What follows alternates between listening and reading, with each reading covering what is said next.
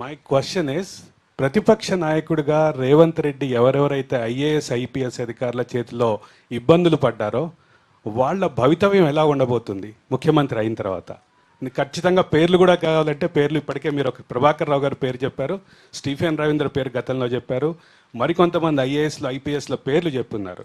వీళ్ళ నాయకుల నుంచి అధికారుల వరకు వ్యక్తిగత కక్షా సాధింపు చర్యలు ఉండవు. వాళ్ళు బాధ్యత నిర్వహించేటప్పుడు అధికారిక ఉల్లంఘన పాల్పడిన తప్పిదాలకు వాళ్ళు సహకరించిన చట్ట పరిధిలో విచారణ జరుగుతుంది. సమయం సందర్భం వచ్చినప్పుడు విచారణ జరుగుతుంది. అందరు అధికారుల మీద ఒకేసారి విచారణకు ఆదేశించడము, అందరు ప్రజాప్రతినిధులను ఒకేసారి తీసుకెళ్ళి జైల్లో పెట్టడము, ఇట్లాంటి కక్షా సాధింపు చర్యలకు మేము పాల్పడము. ఎన్నికల ముందు అవసరాలకు అరెస్టులు చేయడము ఇట్లాంటివి ఉండవు. దానికి సంబంధించి ఆ డిపార్ట్మెంట్ మీద మనము విశ్లేషించినప్పుడు అందులో లోపాలు కనిపించినప్పుడు వాటి మీద మాత్రమే విచారణ చేస్తాం. నేను ముందే చెప్పిన, వ్యక్తిగత కక్షా సాధింపు చర్యల కోసం ప్రజలు మాకు అధికారం ఇవ్వలేదు. నాకు ఇచ్చిన అధికారాన్ని నేను వ్యక్తిగతమైన కక్షా సాధింపు చర్యలకు ఉపయోగించను. ప్రజలు తెలంగాణ విస్తృత ప్రయోజనాల కోసం మాకు అధికారాన్ని ఇచ్చిండ్రు కాబట్టి ప్రజల యొక్క విస్తృత ప్రయోజనాల కోసమే పనిచేస్తాను తప్ప వ్యక్తిగతమైన ఇష్టాయిష్టాలతో పని చెయ్యను. నేను మొదటిసారి చెప్పిన, బాధ్యత చేపట్టినప్పుడు చెప్తున్నా, 100వ రోజు కూడా నేను చెప్పదలుచుకున్నాను. అట్లాంటి విధానాలు నాకు వ్యక్తిగతంగా నష్టం జరిగినా, నాకు ఎవరి మీద కోపం ఉన్నా అది నా వ్యక్తిగతానికి సంబంధించింది. ప్రజలకు దీంతో సంబంధం లేదు. ప్రజల యొక్క ప్రయోజనాలకు సంబంధించి మాత్రమే చర్యలు ఉంటాయి. వ్యక్తిగతంగా కోపం తాపం నేను ప్రదర్శించను. నేను న్యూట్రల్కి వచ్చి పరిపాలన చేయాలనుకుని 100 రోజుల్లో నా విధానాలు మీరు చూసి ఉంటారు. నెక్స్ట్ సార్ శశికాంత్ వెలుగు. సార్ శశికాంత్ ప్లీజ్ సార్, గతంలో మేము ఒక విజన్ డాక్యుమెంట్ గురించి విన్నాం, విజన్ 2020 అని. కానీ ఆ ప్రభుత్వం 10 ఏళ్ళ అధికారంలో ఉంది.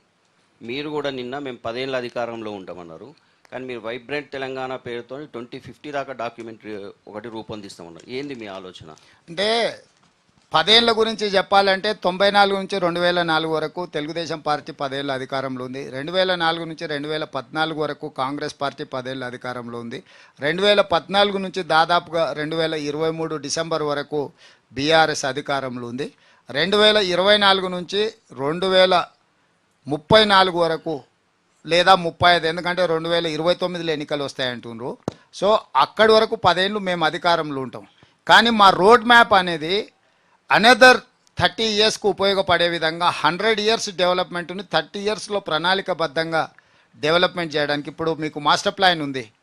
2008లో వచ్చింది అనుకుంటా మాస్టర్ ప్లాన్. 2031 వరకు ప్లాన్ చేశారు.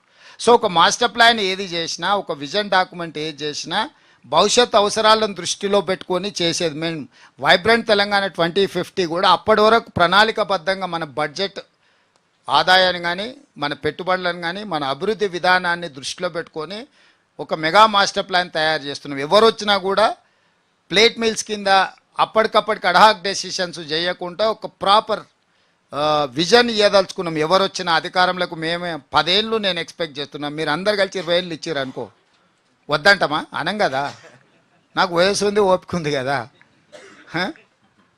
సో కాబట్టి విష్ఫుల్ థింకింగ్. ఒకవేళ 2050 వరకు మీరు కోరుకుంటే ప్రజలు ఆశీర్వదిస్తూ ఉంటాం, అవన్నీ కూడా అమలు చేస్తాం. సార్ ఇక్కడ ఒక్క సెకండ్, ఆయన మహారాష్ట్ర నుంచి బాంబే సాక్షి బ్యూరో చీఫ్ ఇక్కడికి వచ్చాడు. మీ రాష్ట్రం గురించి అడుగుతారా, ఈ రాష్ట్రం గురించి అడుగుతారా?